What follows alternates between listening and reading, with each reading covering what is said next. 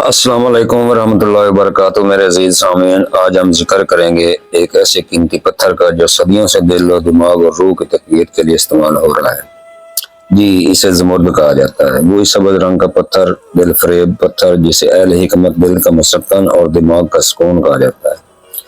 طب یونانی میں زمرد کو سرد و تر المزاج مانا گیا ہے، یعنی یہ جسم کی حرارت کو کم کرتا ہے، صفراوی اثرات کو معتدل بناتا ہے اور ذہنی بوجھ کو ہلکا کرتا ہے۔ اب بات کرتے ہیں اس کے کشتہ کی۔ کشتہ زمرد وہ لطیف اور طاقتور دوا ہے جو بڑے احتیاط اور بریک فن کے ساتھ تیار کی جاتی ہے۔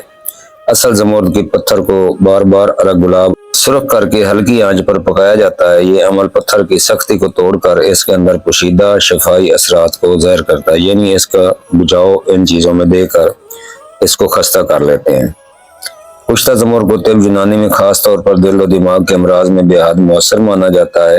دل کی دھڑکن کو معتدل کرتا ہے، خفقان و گھبراہٹ میں سکون دیتا ہے، آنکھوں کی روشنی بڑھاتا ہے، آنکھوں کی حرارت کو اور سرخی کو کم کرتا ہے، اعصابی کمزوری، تھکن اور کپ کپاہٹ میں نفع بخشتا ہے، خوف، وہم، حسد اور بے فکری بے چینی کو کم کرتا ہے، روح میں ٹھہراؤ پیدا کرتا ہے، باہ کو طاقت دیتا ہے مگر سر اعتدال میں لاتا ہے۔